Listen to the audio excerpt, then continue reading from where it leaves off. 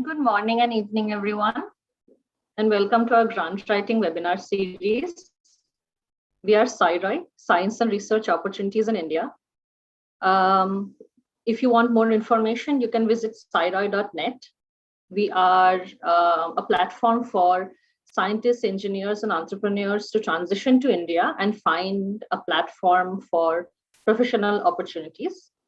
I became a member of Sci-ROI in February 2021.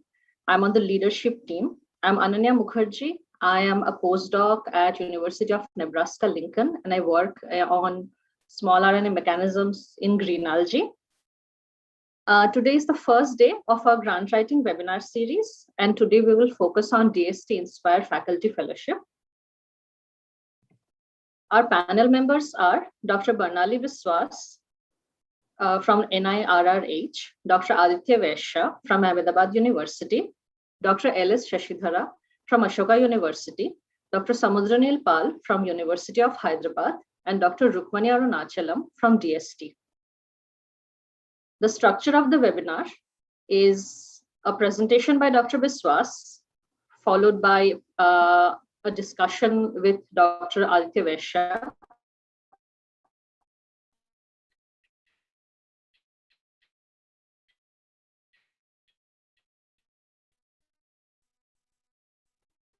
They are DST by a panel discussion between our awardees, our host institute, and our DST representative. Just a few things before we get started. There's a Q&A webinar, so if you have any questions, please put them in the Q&A box, and do not put your questions in the chat box. We will try to take as many questions as time permits and upvote any questions of your choice.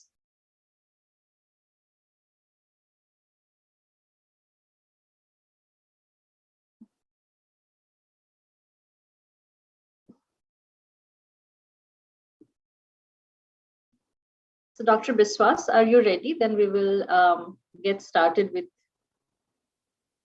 you. Yeah, sure. Okay. So Dr. Bernalillo Biswas at the National Institute for Research in Reproductive Health. She completed her PhD from University of Hyderabad in 2012. She went on to do a postdoc at Albert Einstein College of Medicine in New York. She became a DST fellow in 2018. Currently, she works on identifying roles of N-glycans in mammalian spermatogenesis. Would you like to share your screen now? I will stop my share then.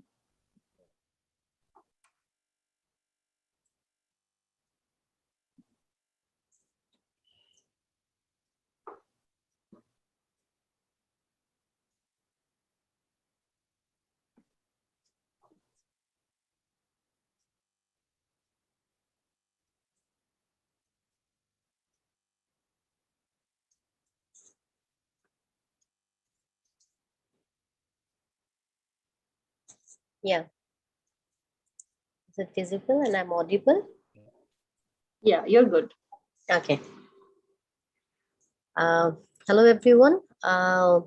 I thank the organizers of Sci-ROI to give me an opportunity to speak today for the Sci-ROI grant writing webinar in DST-Inspire Faculty Fellowship. So as Ananya has mentioned, I've joined in the year 2018 as a DST-Inspire faculty at ICMR NIRRH, or National Institute for Research in Reproductive Health. And I'm working as an Inspire faculty in the Department of Innate Immunity. Coming to the career stage. So as most of us might know, or it might be that many of us don't know, but there are a lot of transition grants for getting up all the postdocs and the PhD graduate people who want to come back to India and be as young investigators.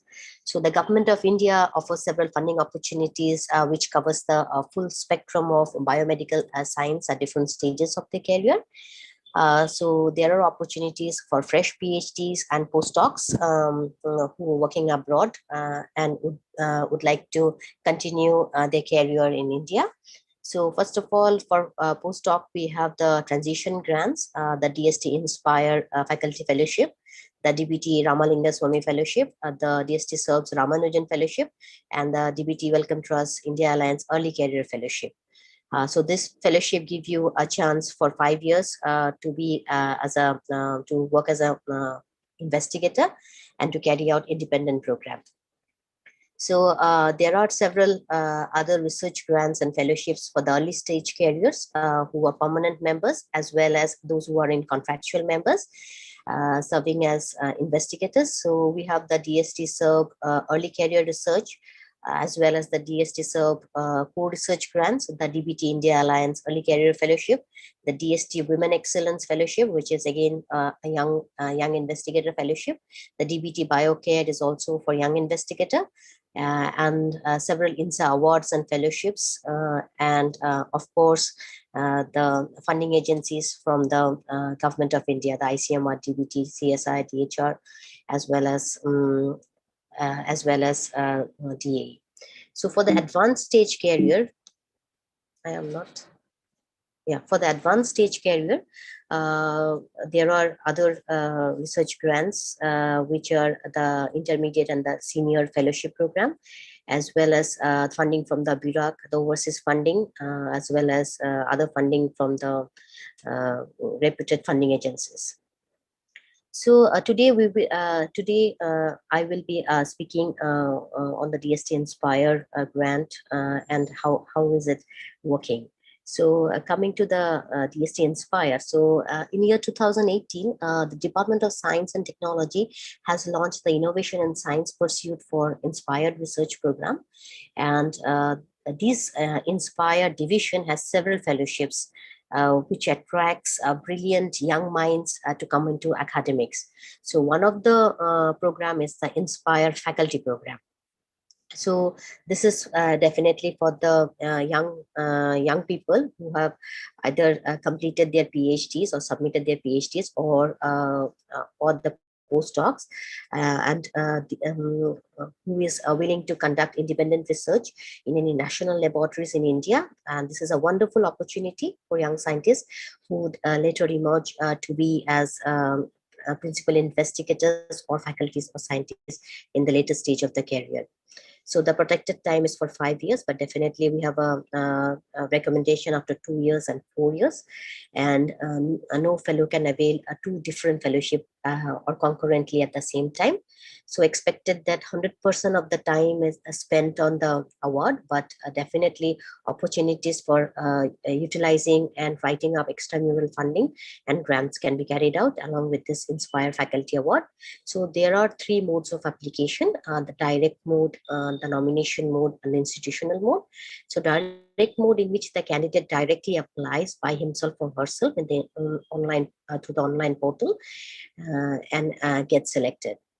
Through nomination mode, it is through Vice Chancellor of the University, the Director of the Institutes, eminent scientists, fellows of the National Science Academy, reputed scientists, dignitaries from abroad can also nominate a candidate for the application. For the institutional mode, those institutions which are under pursuance of excellence, that is the IITs, the ISORs, the central universities. So these universities have an internal screening procedure to screen their candidates for the Inspire, and these candidates are then given up to the pool of candidates with the INSA and the DST decides to finally select the candidate.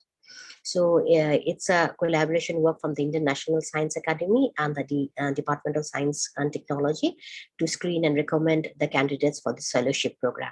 So the procedure is a 3-tier selection process. So in brief, the application is called once in a year. Initially, like about 3 years back, it was twice a year, but now I see it's once in a year. In the month of September, it's generally called. So we write the application by either direct mode or by nomination mode, and we submit it to the online portal, which is here. So there is expert committee which is recruited through INSA, and it is a discipline-based expert committee which recommends and screens this application, and they decide whether this candidate should go for the interview, and then the interview, the panel members and the expert members and the apex committee decides whether they needs to be funded. So this is a graphical representation of how these applications are sorted and screened and recommended. So it is definitely a very challenging and very highly like tough thing to get through Inspire faculty. So first of all, these candidates either through direct route or the nomination route, they would be shortlisted by the discipline-based expert committee through INSA. And then they would be going through the interview, and then the final selection will be by the apex committee on the Inspire faculty scheme, and the Department of Science and Technology finally decides for the shortlisted candidates. So coming to the DST-Inspire faculty application process, it is for the Indian applicants, and the upper age limit is 32 years. So those who are have just completed their PhD or will be awarded within 3 months of submission are eligible, and those postdoctoral candidates also within 32 years, either in India, either from abroad, are eligible for this application process. So the salary is equivalent to the salary of an assistant professor at reputed institutes like IITs, but the salary is taxable according to ITI. And this is a research award, and the research grant is rupees 7 lakhs per year, and for 5 years we get 35 lakhs. So in case the Inspire faculty finds a permanent position, he or she can continue with the research grant and continue the project, and the salary can be from the institution in which he or she joins. So the criteria for shortlisting for interview, on my personal basis, I think that it definitely depends on the academic records and the publication of the candidate, which the committee decides, and also the quality of the research proposal. What is the basis for the research proposal? Is it possible or is it feasible to do this project in India? So these are the criteria for selection of the candidates to go for the interview. And for the criteria for getting awarded, definitely the academic records and publications are one of the things. The expert committee also assess the basic understanding of the candidate, and if he or she can carry out independent research. And I would also say that if you have a host institute, it would be definitely favorable to pass to go up for your application. And if you have also discussed and made up your application with the senior scientist of institute, it would definitely be favorable. And reference letter is required from the supervisor, which is also needs to be very nicely written. So these are the criteria for getting awarded. So the fundamental thing for the DST-Inspire application is definitely the research proposal. So it's that proposal writing is something that we have to do throughout our academic career. So some good proposals are also getting rejected and turned down. But don't despair, it happens because it's very tough to get these days fellowships and grants. But we have the zeal to get the turns, get the odds turned in our favor. So it could be that why are these research proposals or the fellowship applications getting rejected? It could be that the fellowship applications was not followed the correct, they have not followed the correct guidelines, or maybe the methodology and approaches was not vouched, or it couldn't be unreachable. It was not possible, or the background information and the hypothesis is not very well written. So it could be that these reasons that the research proposal was rejected or the fellowship application was rejected. So what decides what type of research topic do you need? This is like a question which most of the young people, or first application you are writing. So you would definitely have this question as what will decide what type of research topic you need to write, because there are random things that you do, many things you do during your PhD, you postdoc, you still go on deciding which is your real interest or what you need to pursue further. So my personal experience, I would say that you need to choose a field in which you are expertise, because if you are expertise, you can definitely write well, you can definitely defend your proposal very well. So experience in the field and expertise with the methodology, with all the experiments and the background information would definitely be one of the target point to decide your research topic. So these days, actually, the funding bodies as well as the recruiting committees of most of the academic institutes are looking for a proposal which has translation potential. So definitely the committees for the Inspire would also look up for proposal in which they identify basic research, but then this basic research needs to be in applied, or this basic research really has some translation potential. Otherwise, fundamental research is not very much it's not very much recommended, what I see from my personal experience and my few of my projects that were rejected. So the another reason like probability of success would be to take a less risky project, because DST-Inspire do not fund you a lot of money, and it is for 5 years project. You do not have the time to have an alternative hypothesis and to start up the project. So it's definitely the reasonable probability of success would be another reason to decide your research topic, and a less risky project would be much favorable. And I would also suggest that if you look up on the host institute or the facilities that are available in which you can continue your research. So that would be another added thing to decide if this type of research can be continued or done in any national or government institutes in India. So what could be the possible parameters of evaluation by the committee? So this is totally on my experience and my other friends who have been selected from the Inspire. Definitely it is the novelty or the uniqueness of the project that the committee looks into, because it is something that this type of research is less done, or it is not very much explored, even though it has a very high risk, or it is very much explored in other parts of the world. So that type of topics would definitely be considered. Then execution ability. If the PI or the candidate have the ability, have an understanding of the science, and have an ability to execute the project independently. The feasibility of doing the project. Is it feasible to complete this project within 5 years? So the budget is also constrained. So we have to, and the manpower is also kept on a very limited salary. So we have to keep in mind that both the things are in constraint. So we have to, so the project fits into the budget. And definitely collaboration research would be an added thing for your proposal. So if you have some scientist who is working in the same field, and you discuss and you attempt to have a host institute also, so definitely that would also add up positive things for your proposal. So coming to the letter of intent or the proposal, which is demarcated or defined as 2,500 words by the committee.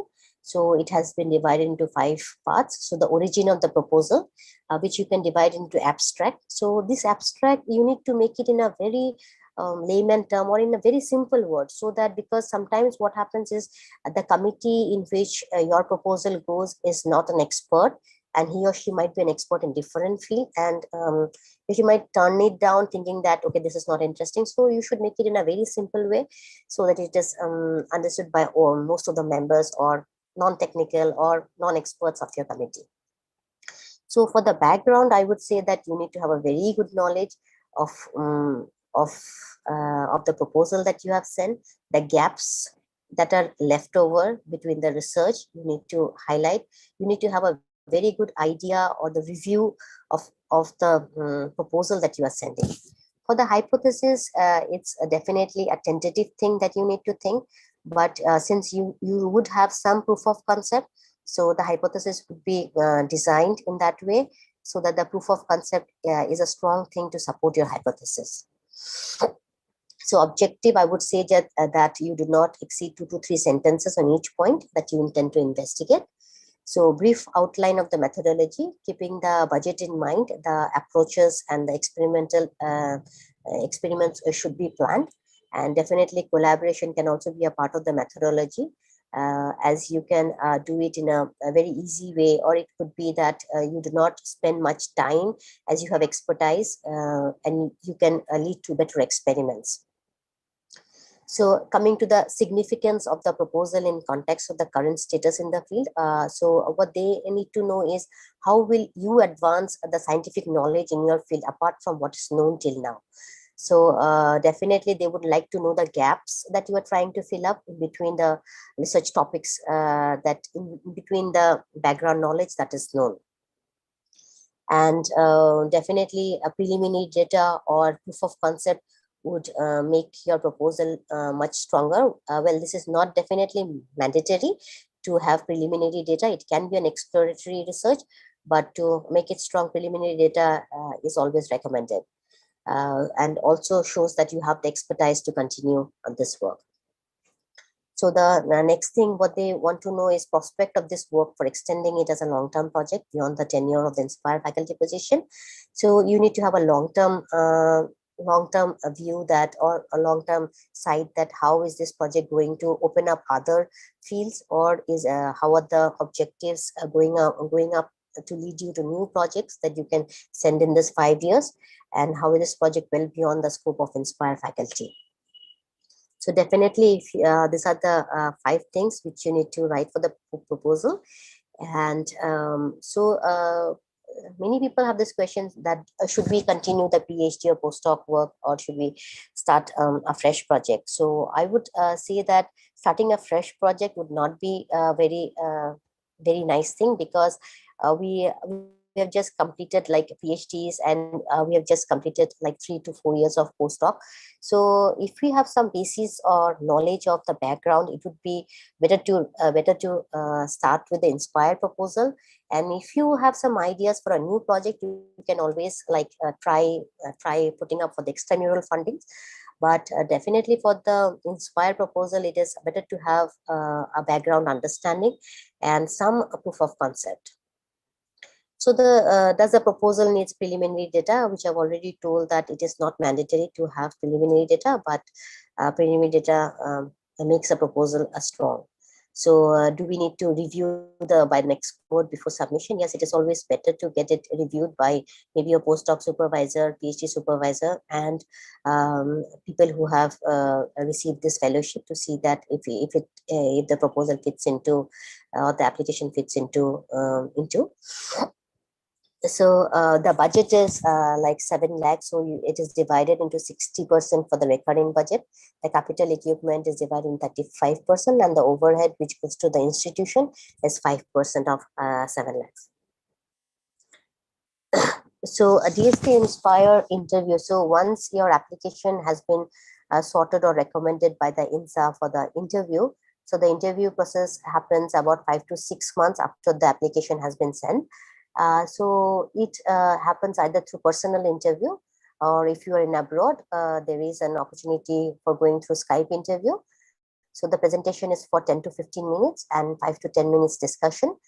So the panel members or the expert members definitely want to see more on what you propose to do, and not much on the background study and all the like background knowledge that you have.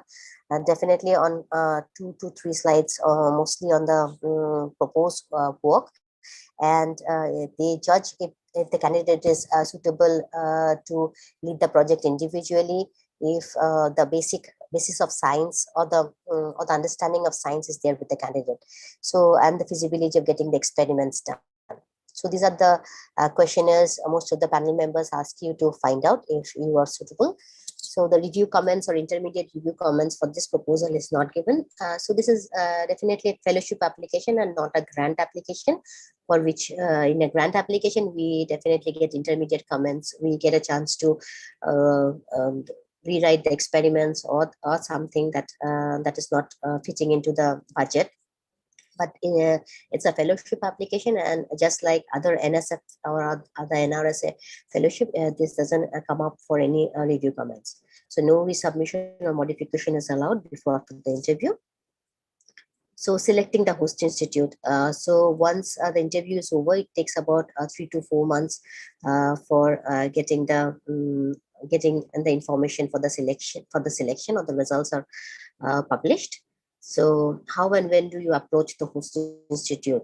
So you can approach the host institute immediately when you get intimated, or you can take up to 3 months time for selection of the host institute. So definitely you should select a host institute where similar projects are ongoing, so that you have expertise, you have all the technical help, and you have everything to continue the project. The other thing which I would tell that that most of the ICMR institutes, since I'm in ICMR institute and I'm in a reproductive biology background, so I have chosen this NIRRH. The host institute has all the facilities which is required to continue the proposal.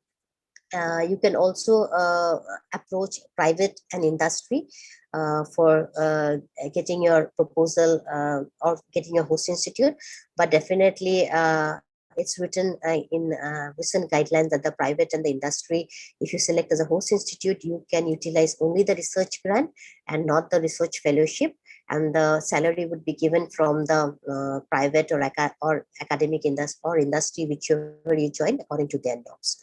So whenever you join the institute or whichever institute you join, you should definitely see or focus that that institute gets more of extramural funds, and there is research and there is opportunity for you to collaborate with inside the institute as well as outside. So definitely one thing is for sure is if you select a university versus a research institute, you might need to take up courses or teach about 2 to 3 courses per semester, including practical classes. Whereas in a research institute, the teaching load is a bit less, and you need to teach 1 course per semester. So it all depends on what type of institute you would like to select and you would like to continue after 5 years. So do you need to tune your proposal based on the infrastructure that you do not get an opportunity to tune your proposal? Yeah, you can definitely go around to make up or add up more experiments if your budget fits in, and you have the technical help and you have the chemicals or reagents required. So, so during the fellowship period at the host institute, you would be a contractual faculty or a contractual scientist, and you could use all the facilities of another faculty member in the department. You could use the facilities in other departments or other institutes. You can collaborate inside or outside the institute as an individual principal investigator. You can write extramural fundings, you can write more awards and fellowships, which would definitely build up your CV, and which is the right thing to do at this period. You should attend as more seminars, organize workshops, trainings, so that people know you. And this is definitely a proposal or a project that is for which you are the principal investigator. So you need to publish manuscript as well as more of review articles for which you can be the corresponding authors as well as co-authors in other projects. So international collaboration and collaboration within the nation will also build up your strength during the period in which you are DST-Inspire faculty. So how do you transition from the fellowship fellowship to a tenure track position. So host institutions are expected to consider the Inspire faculty fellows as permanent positions in due course, subjected to the meeting institutional performance assessment criteria. So it totally depends on the host institution and their rules and regulation. How do they recruit candidates? I am still as an Inspire faculty, and I am looking forward for getting a tenure track position. So I would suggest you that as soon as you get into the Inspire faculty and you complete about 2 to 3 years time, you should look up for opportunities for permanent positions in other institutes. You should not you should not depend only on the institute in which you are working. You should open up for more opportunities for more upcoming new institutes, as well as for permanent positions in the other academic institutes. And recruitment for the contractual members to be permanent totally depends on the host institute. For ICMR institutes, it totally depends on the ICMR Delhi, and it is not on an individual ICMR. But as I know that some DBT institute definitely has the autonomy to recruit candidates. So maybe you could before you join the host institute, you can have a word with the directors of the institute. What is the procedure for hiring or to make them tenured? So definitely during this period for becoming a tenured or to become permanent, as there is a cutthroat competition these days. So you should build your CV and your resume stronger. You should apply for more awards, research grants, publications, and collaborations, for which you can be a principal investigator or as co-investigators. So small things definitely matter. So you should be present at the conferences, webinars, give a good talk to people, know people in India. And if you have done a PhD from outside, it is definitely that you should come up to conferences, seminars, and know who are in your field. And other than that, because these members are the one who actually decides upon your later for your extramural fundings and all. So you should get them known and you should know them. So showcase your talents and network. Social communication is very important. And I would also suggest that apart from means basic science and applied science, you should start working on interdisciplinary science and scientific collaborations. So keep the zeal, scientific method of logical and rational thinking, despite all odds, whatever happens. And familiarity can help you down the roads. And stay strong, keep going, and all the best to all the Inspire faculties who are planning to apply in the coming year. Thank you. Thank you, Dr. Biswas. That was a wonderful presentation. I'm sure it was very helpful. I know it was very helpful for me. Thank you. So we will talk to you more in the panel discussion then, and I will move on to Dr. Vaishya if he's ready.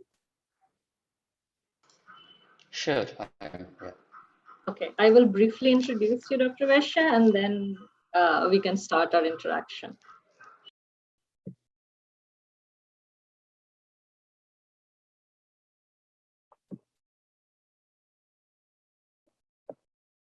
So our next panel member is Dr. Aditya Vaishya. He is an assistant professor at School of Arts and Sciences at Ahmedabad University. He received his PhD from National University of Ireland. He became an Inspire Fellow in 2014 and went on to work at Vikram Sarabhai's Space Physics Lab. And currently he works on environmental impact of aerosols. So Dr. Vaishya, you can maybe talk about your application. Sure. Yeah. So maybe you can, unshare the screen. It looks quite odd Yes, if I'm speaking and then it's projected. Yes. Sorry. Okay. Great. First of all, okay, Dr. Rukmani is also here. Thanks.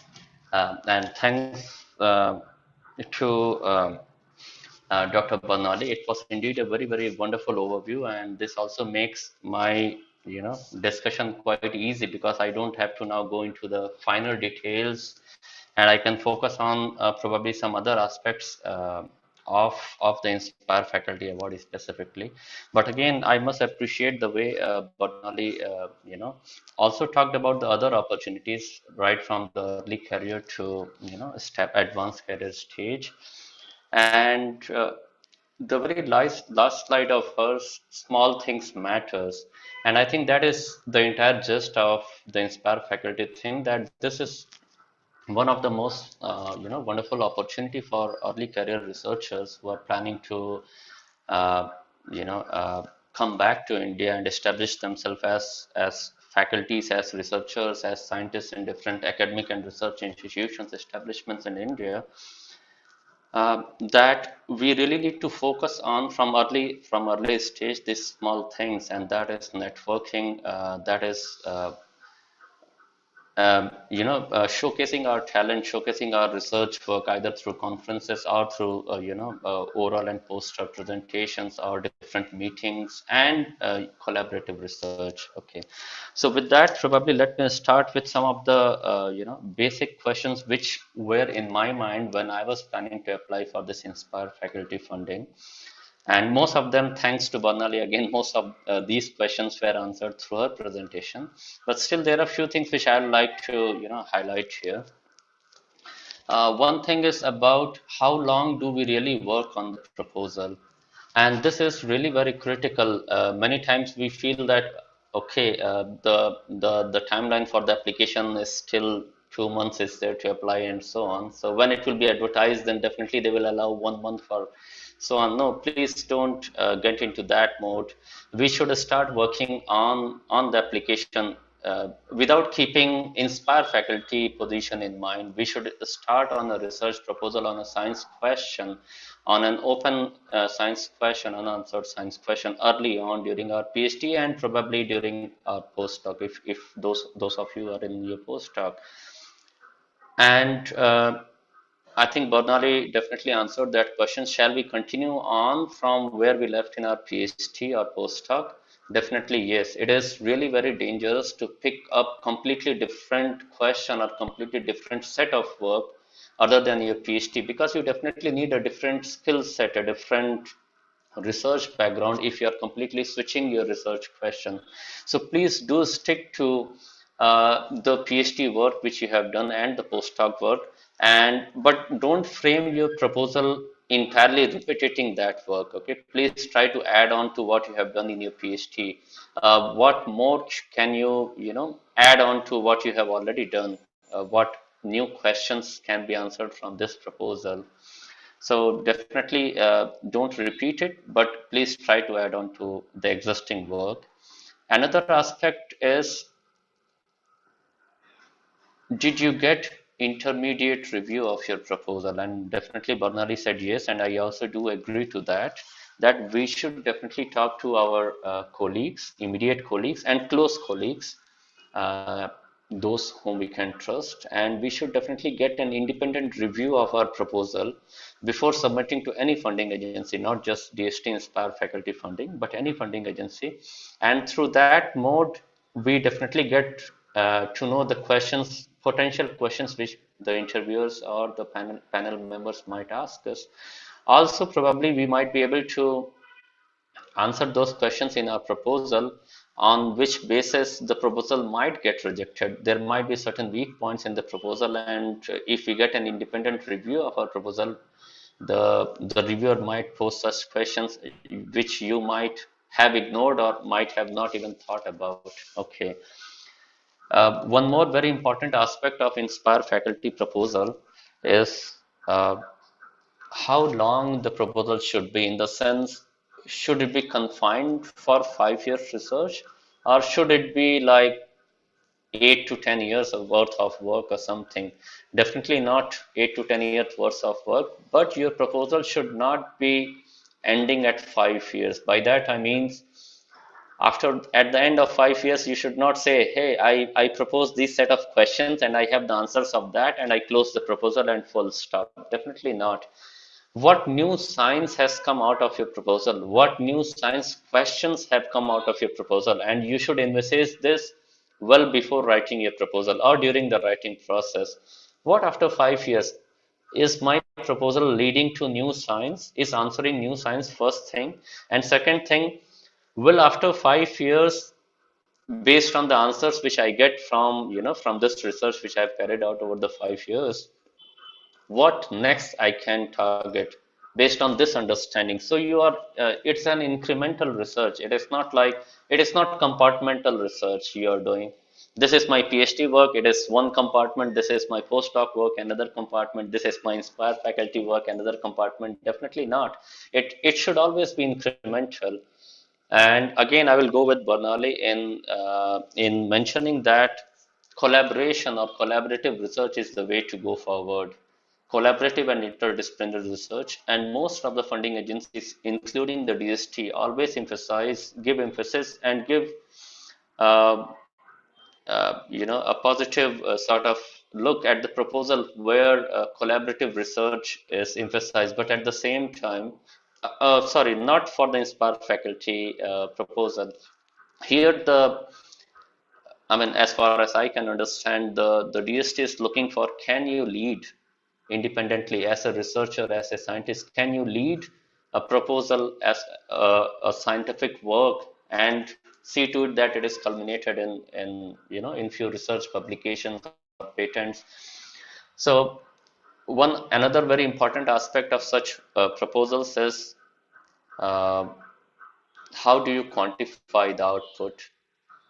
So it is always nice to put in the proposal what outputs your proposal or your research is going to give. Is it in terms of research publications? Is it in terms of conference presentations? Is it in terms of sort of establishing some facility and answering some science questions combinedly?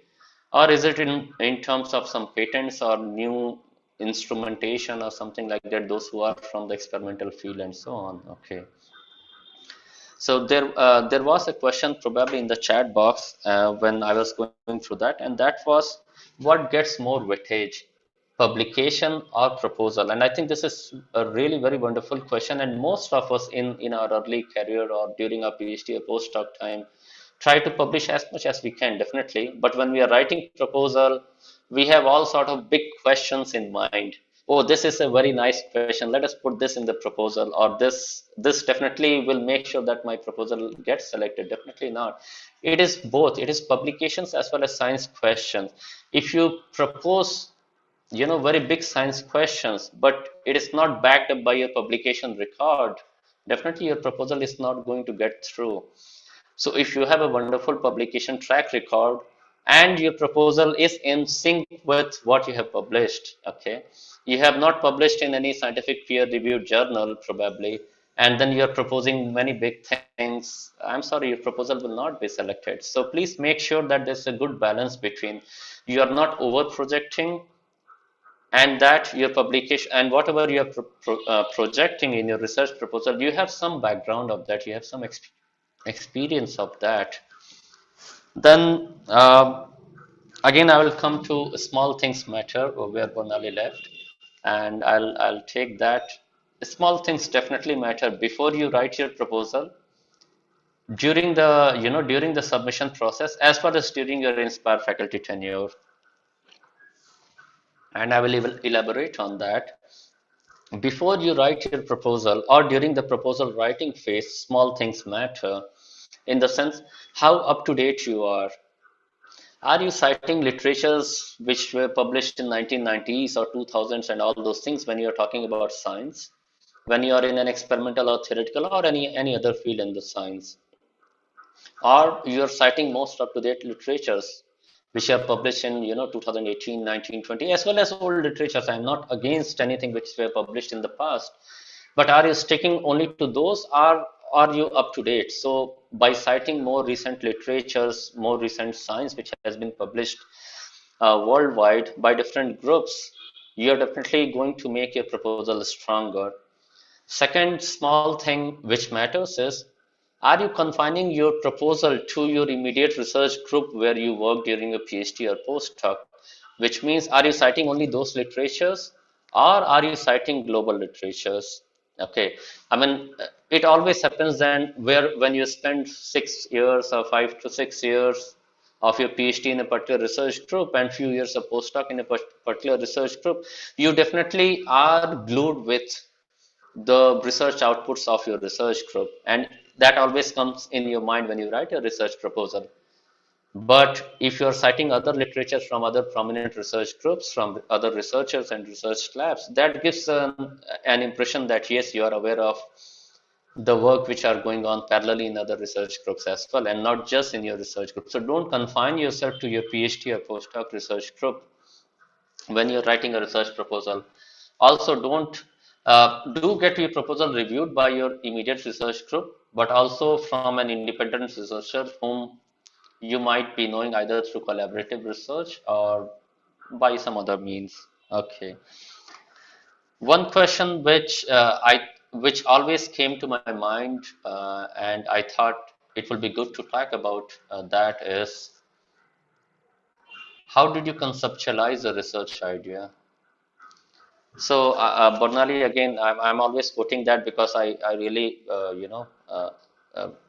like the way she presented step by step in all the finer details of that. So how do you really conceptualize your research idea, what you really want to project? So look for the gap in the research. So you have done certain sort of research in your PhD. I'm from an experimental background. I'm an experimental physicist, so I can probably quote some examples from there. So uh, I plan to develop a research instrument during my Inspire faculty tenure. This is a big thing in the sense like to develop an instrument within a 5 year period on a limited funding is a challenge. But I thought, why not? Let us take this up. So I tried to see the research which was going on in India. Of course, I was for 6 to 8 years, I was abroad and I was doing research there, and I was confined by surrounded with immediate outputs, I mean, immediate research outputs of my research group. But when I'm writing the proposal, I should be aware of what is going on in India because I need to move back to India. This proposal is more oriented towards the kind of research what is going on there. I cannot be aloof of, I cannot disconnect myself from what is going on in India, the kind of research which is going on, and I felt that there is a research gap here in the field which I am working in, the atmospheric sciences, environmental sciences field, and probably if I focus on this particular aspect, which is also continuing on from my PhD work, will definitely make my proposal strong. And I moved on to in that direction in writing my proposal in that direction. I did consulted a couple of research groups in India that look, I'm thinking in that direction. Do you think it has a potential there?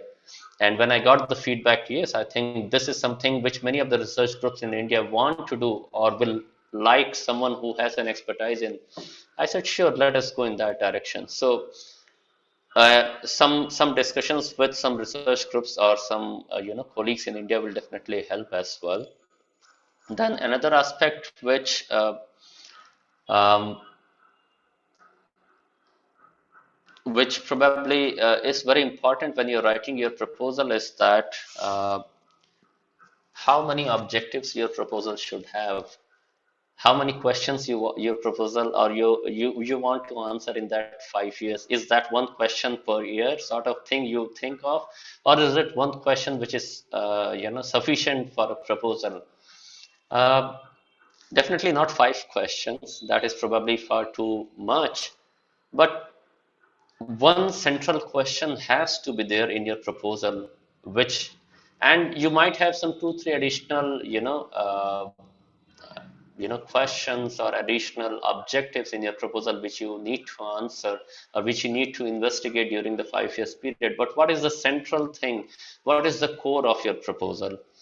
All other questions or other objectives should be linked with that core question. Okay, and your literature survey, your literature review should be in sync with that central question. You should not talk about something else in the literature survey and then suddenly have a step function sort of thing and look, this is my research question. Definitely not. One thing I found from many of my colleagues whose applications were successful is that infographics speaks a lot.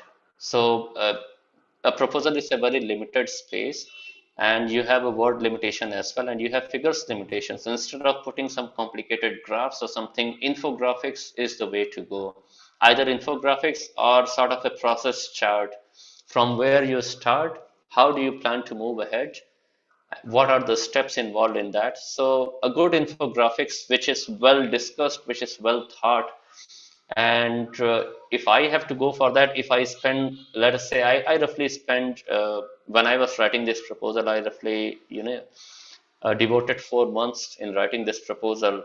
I can easily say that I devoted 1 full month in developing this infographics. It doesn't come in a go. You need to invest a lot of time. You need to think about, because infographics is literally the entire summary, the entire 5 years plan of what you plan to do, of what you want to do. Okay. So just a couple of more things before I stop. And one thing is, do you need to tune your proposals based on the infrastructures which are in the host institutions in India? Uh, yes and no.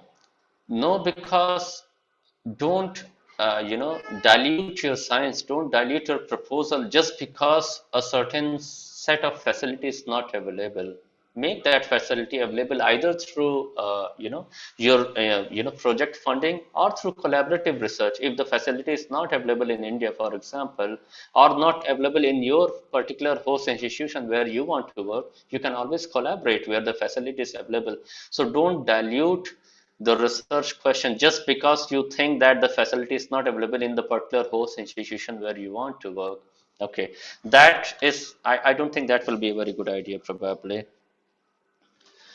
Uh, One last thing which I want to talk about, and then probably I will hand it over to Ananya, and that is transition from fellowship to permanent faculty position. And again, I will like again to congratulate Bernalillo for very nicely elaborating on this aspect. Is don't wait for the 5 years to finish, that oh, now my Inspire faculty tenure is going to get over in two months. Now I should start applying or looking forward to looking for positions elsewhere. No, definitely not. And don't always think that your host institution can absorb you. Definitely not. Not all the host institutions will be in a position to absorb you over a period, after a period of 5 years. They might be in a position to absorb you when you join, but then you might not have the requisite credentials at that time. They might have got some other wonderful candidate during that 5 year period. So don't always rely on the host institution. As Bernalillo said, uh, start after 2 to 2.5 years, start looking for positions in your host institution as well as elsewhere, and start actively collaborate, discuss with your immediate colleagues as well as in with research groups elsewhere. One last thing, sorry, I said the last thing before, but this thing just came in my mind, and that is, think beforehand, before joining a host institution, what sort of career you want. And that is really very important, which means whether you want to go into an academia or you want to go into a research institution. It means you want to be a scientist or a researcher as your full-time career, or you want to be in the academia teaching plus research, and that plays a very significant role in deciding the host institution. So how do you really decide? So these things will help. If you really want to go into academia after finishing your Inspire tenure, or within 2-3 years, whenever you get an opportunity, do join in an academia as an Inspire faculty, because that will give you an advantage of teaching from early years on. You can teach depending on the requirements of the host institute. You might be asked to teach 1 or 2 courses or 3 courses at the most, probably in a year. On contrary, if you are joining a research institution, a pure research establishment, you might not get an opportunity to teach. But after 5 years, if you are applying for an assistant professorship or some other position in academia, they will always look for candidates who have a good research track as well as relevant teaching experience. Okay, and believe me, you will find many such applicants who have both. unfortunately you did not had because you joined a pure research organization, but after 5 years you want to move to academia. So please make up your mind early on. If you want to move to academia, please decide accordingly. Okay. Okay, I think I should stop here, and I will be happy to take up any questions from the attendees, or if any of the other members have any questions. Thank you.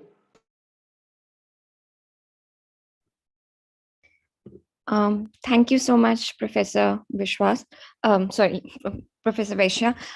So my name is Kanika, and I'll be taking over from Ananya right now. And I am currently a postdoc at Stanford University, and I'm working on microbiology and imaging techniques in cryo-EM. And I also joined the volunteer team like Ananya this year for Sci-ROI. And thank you both, Dr. Bernali and Dr. Aditya. I think it was a very informative session. You answered almost all of the questions we had from, the writing the proposal point of view that we had anticipated before this webinar. And before we move on to the next part of panel discussion, I want to take this opportunity to introduce Somnath, who is another Sci-ROI volunteer, and along with Jay, they have been working on a database to collate all kinds of funding opportunities in academia as well as in entrepreneurship. So before moving on to the faculty part of it, I will just shortly take this moment, and Somnath, over to you from here.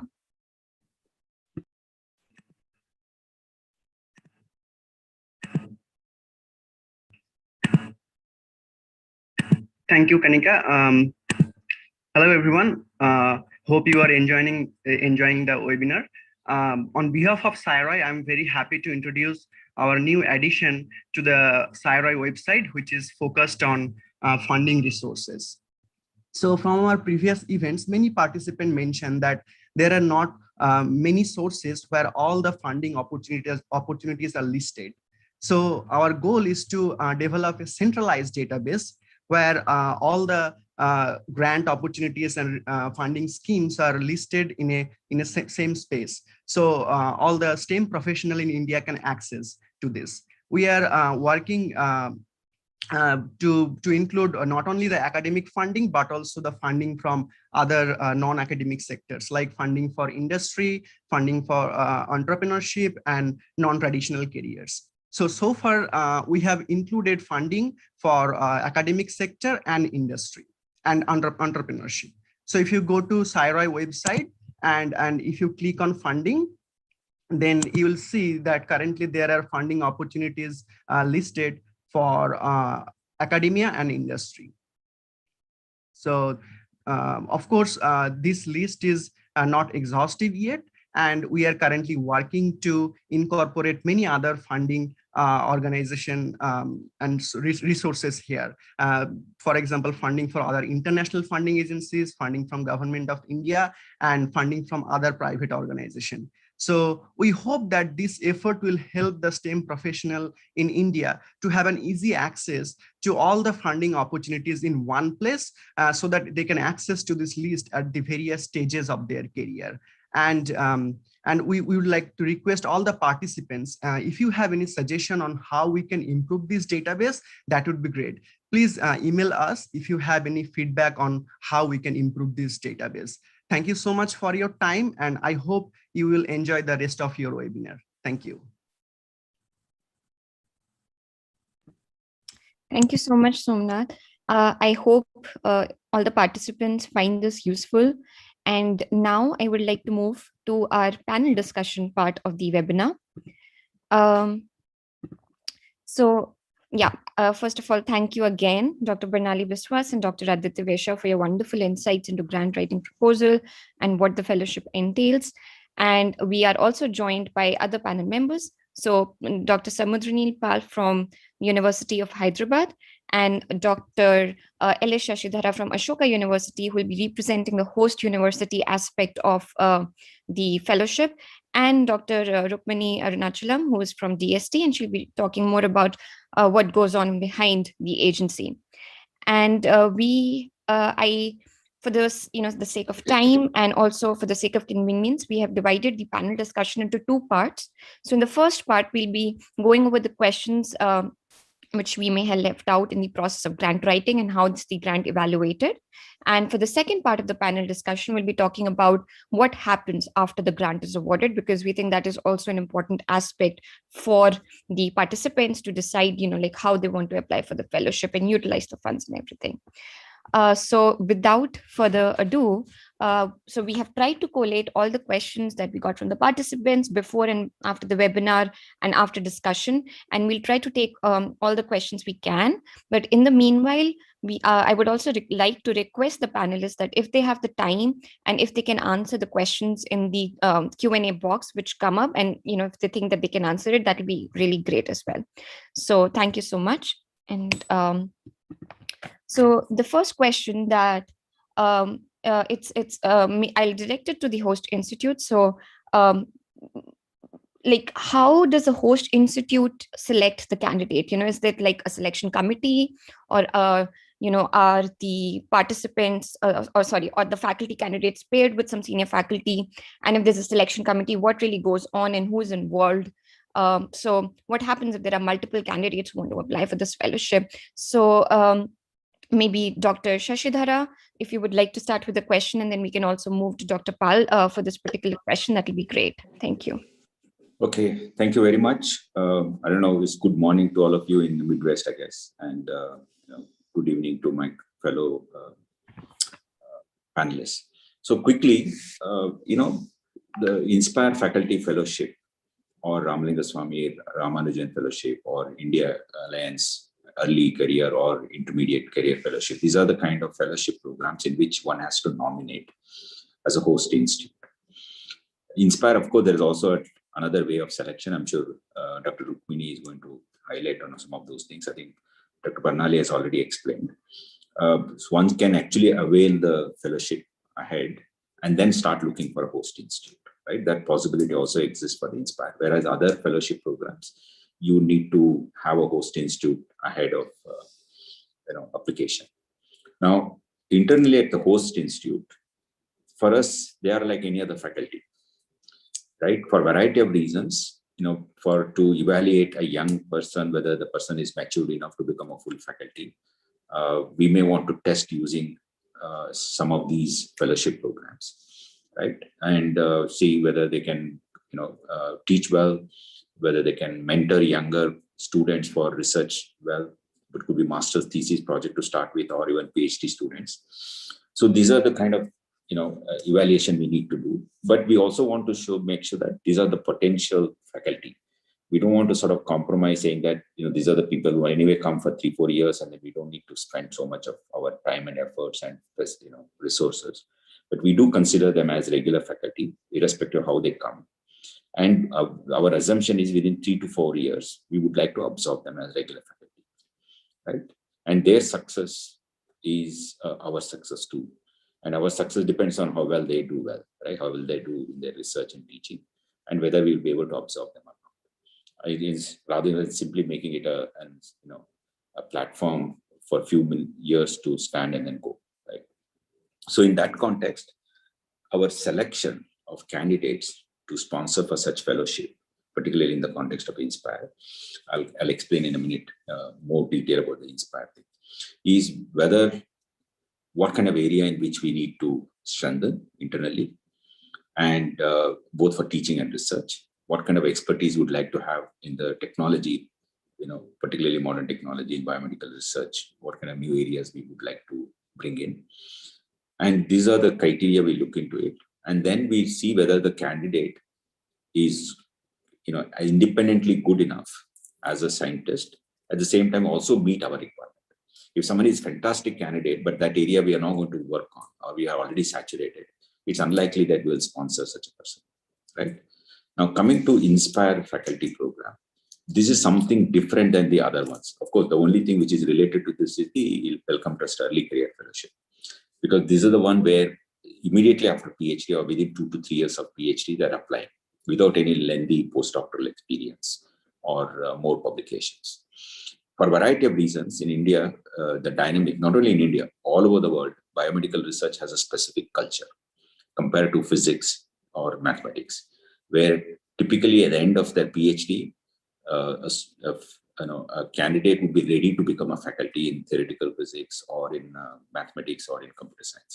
Not so in biology. In biology, typically they do 5-year PhD followed by another 5 to 6 years of postdoc. And invariably, even in the best of the places, if someone has done a PhD in Harvard and a postdoc in Stanford, invariably they continue to work on the area in which they do the postdoc, right?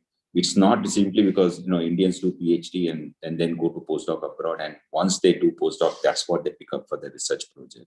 It's not about India versus US or something.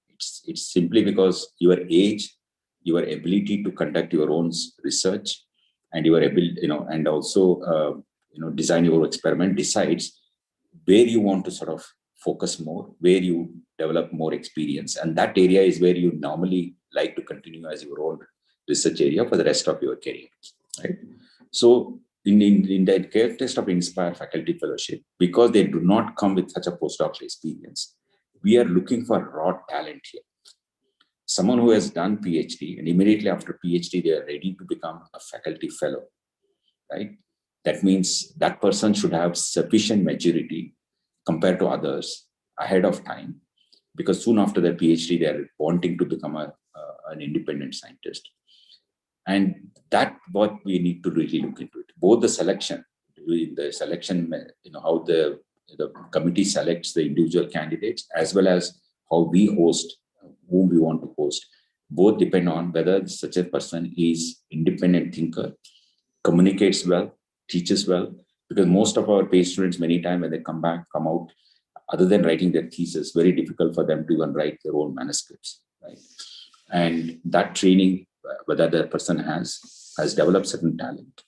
And many times, because much of the biomedical research comes because of the prior training, thorough training, both during PhD and postdoctoral experience. If someone who has to, with an early age, an independent faculty, it's usually their raw talent. And that innovative thinking, out-of-the-box thinking is what we really look for, right? I have had the experience of hosting several Inspire Faculty Fellows in ISA Pune earlier, and all of them have become full faculty subsequently.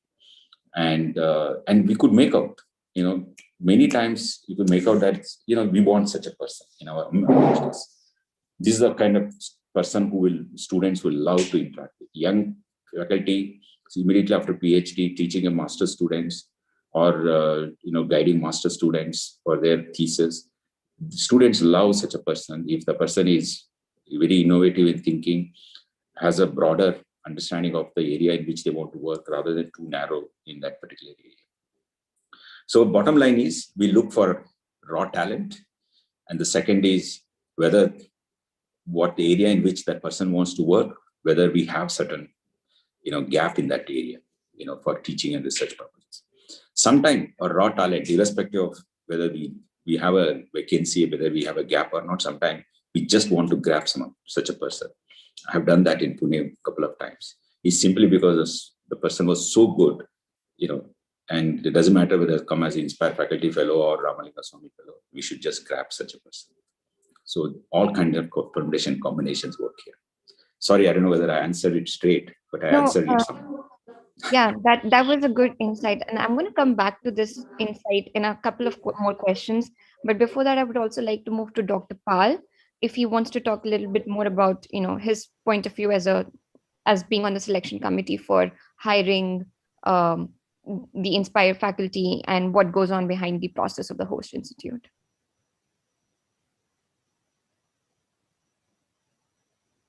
Dr. Pal, are you here?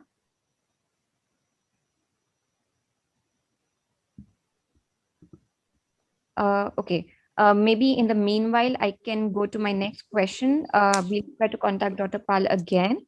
But my next question is directed towards Dr. Rukmini. So in case, Dr. Pal has some problem later, if he can't come, you can direct that question to me also, because I was also at some point in the selection. Yes, that will be awesome. I'll come back to you on that. Another question that we had was for the DST. So there are a couple of questions regarding the selection procedure. So you can, we heard from Dr. Bernalillo's presentation and also Dr. Aditya that you can either apply directly to the DST for the fellowship, or you can be nominated by the host institute or through the institution, the indirect route. So are there any advantages? And I know Dr. Bernalillo touched upon this a little bit, but are there any advantages of from the point of view of DST if you apply directly or versus if you apply indirectly? And also there were a few questions about whether international candidates are given more favor over the candidates from India. So if Dr. Rukmini, you can take up this question, that'll be great. Thank you. Yeah, good evening. Good evening to all. Sir, Professor Sridhara, sir, good evening, sir. Actually, it was wonderful to see the initiative of Sci-ROI to help all the NRI students abroad and people, researchers or aspiring researchers to come back to India. Very nice to see this event being hosted. Just before going to the specific question, Dr. Bernalillo's presentation was wonderful, but there are certain corrections. Very wonderful, and it was a nice start of this program, and it has clarified many things. And as Dr.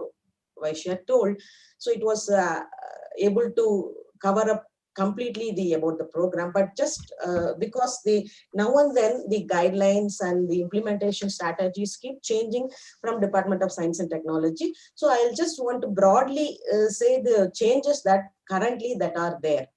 So after that, then I'll take up, and this is one of the question. This question is also part of it.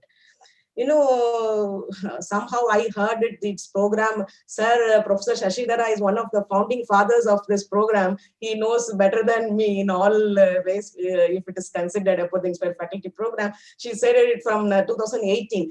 Just a small correction, this program is Inspire, especially Inspire Faculty Program is in existence from 2011 onwards. Our first call started in 2011, and 16 call advertisements have been completed. The 7th call, which has been advertised in 2020 is being screened now. This is for an information, and even our other Inspire programs components have started in 2009 itself. The last component, the 4th component, that is Inspire Faculty Fellowship, is in existence from 2011 onwards. Okay, and about these 3 modes of application: nomination, institutional mode, and direct mode, I just want to tell all the aspiring researchers, this institutional mode is not existing anymore. It has been done away with from 2018 onwards. So only this direct and nomination mode is currently existing, and these both the mode are similar for all practical purposes. The candidates have to apply in the online portal. In the nomination mode, the heads of the institutions or directors or vice chancellors are giving a nomination or giving a letter of nomination so that those candidates can be hosted in their institution. It is a kind of already getting an assurance from the host institution in case of selection to be hosted in that institution. That's it. Other than that, the host institution is nowhere in the part of selection. It is exactly like the direct mode. So there is no difference between direct mode and the nomination mode. And this letter is just an assurance for the fellow candidate who applicant, and it does not in any way increase or decrease the chances of selection. So every candidate is being equally treated. At the end, if it is candidate is called for the presentation, if they have already chosen a particular institution, the committee may judge whether the institution will be really helpful for them to implement that, or they may suggest some more institution or change the institution for better benefit of better implementation benefits. That is a thing. And somewhere she has mentioned in her presentation that the salary of the Inspire Faculty Fellowship is equivalent to assistant professor or something like that. So it is not so. It is a consolidated salary, and presently the amount is 1,25,000 with an increment of rupees 2,000 every year. So it is a taxable income, as she said. So please do not keep this in your mind, whether it is an equivalent of assistant professor or something like that. And maybe if time permits, Professor Shashidhara will be able to actually explain to you why in the initial stages this has been brought up. And please never quote that this is like I am equivalent to assistant professor also. And many people are asking us, give us some kind of a certificate that it is equivalent to assistant professor or something like that. It is not possible, and it is not so. It is a contractual position for 5 years. It is a fellowship, and it is 1,25,000 time. Right now, it has been implemented in 2018 October onwards. This latest revised salary amount. Okay. That another thing about the age. Many questions also came in the question box. It is actually, I just want to clarify, somebody asked any few months or few dates is acceptable. See, there will always be some cutoff dates for any program, any advertisement, any job, for anything. And some people will be missing that cutoff dates and will be there missed out. It is unfortunate, and say people will say that please consider that 1 day, 2 day or something like that. I just want to clarify, if you see the advertisement carefully, as on the 1st of January of the year of advertisement.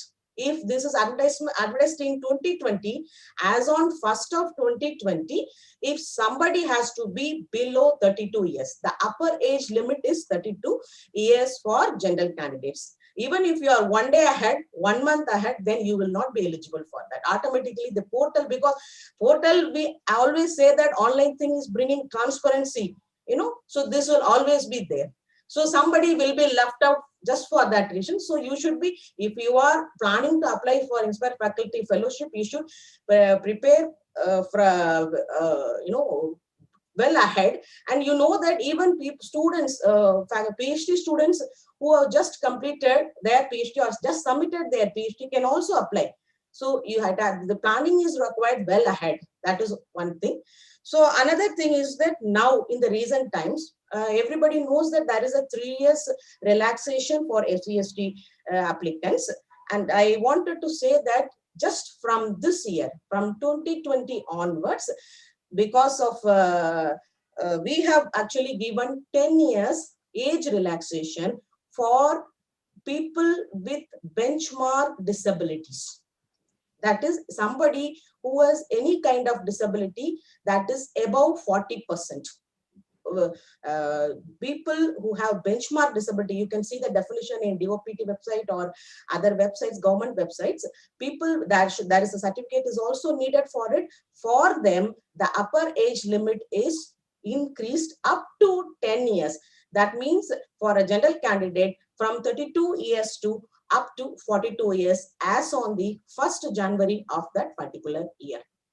This is being implemented from this year onwards. It is already being implemented. Okay. This is another clarification I wanted to say. And,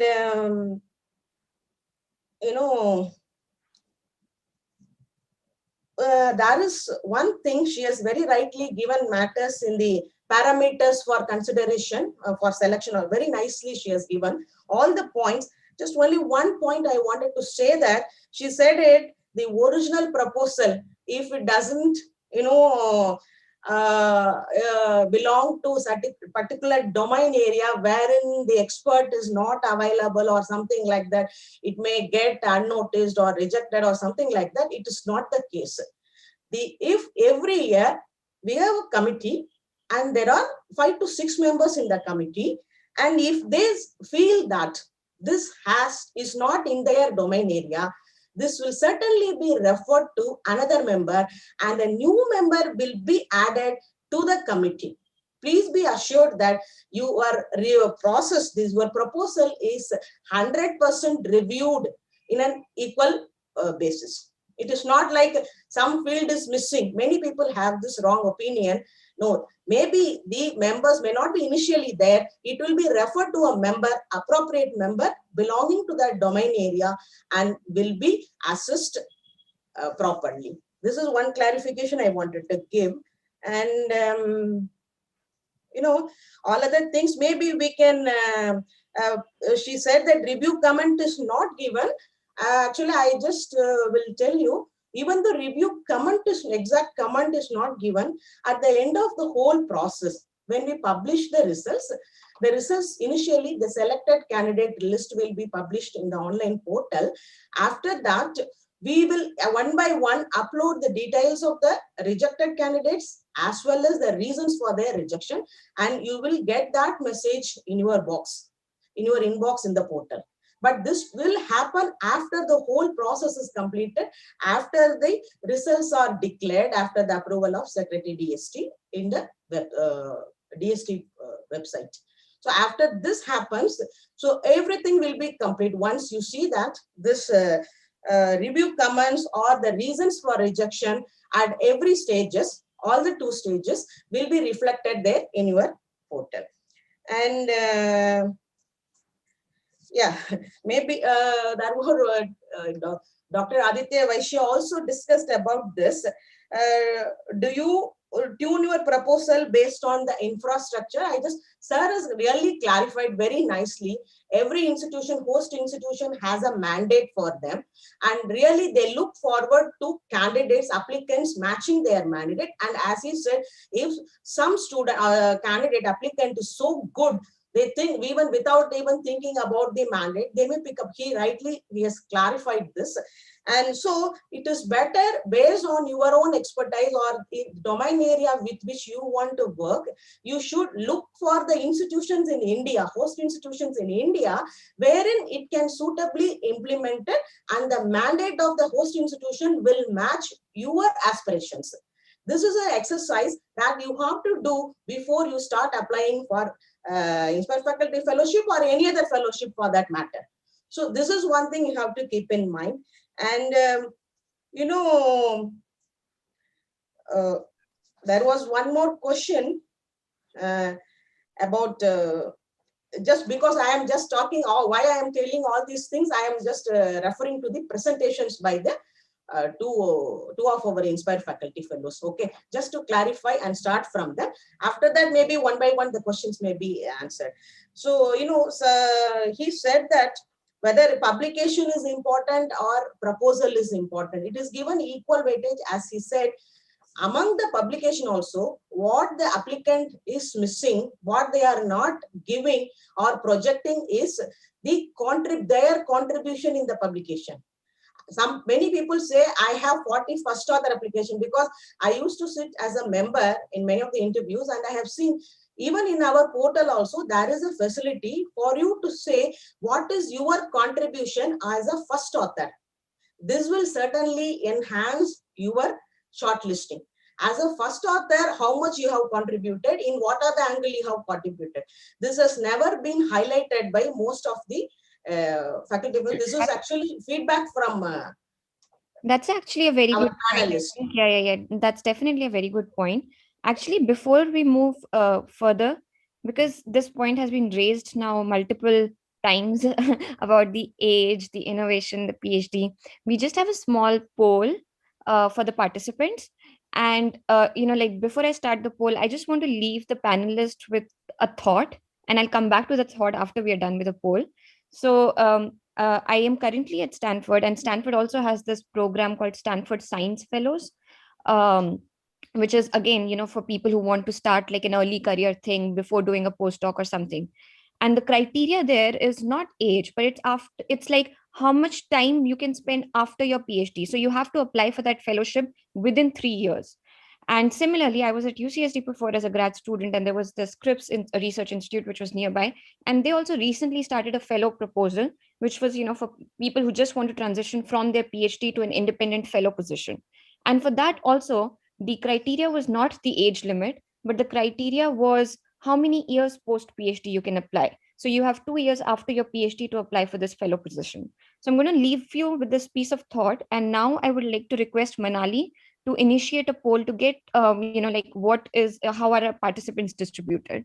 So if you can tell us about your current position and whether you're eligible to apply, you know, in the age limit of 32 years.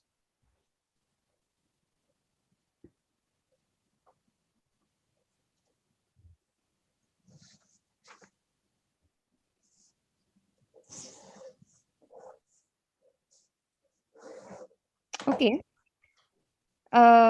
So it looks like it's almost like a 60-40 or 50-50 audience. You know, many like almost actually equal proportions, more or less, that half of them are PhD who are eligible to apply and half of them are so 1/4 of them are PhD candidates who are eligible to apply and 1/4 are PhD candidates who are not eligible to apply.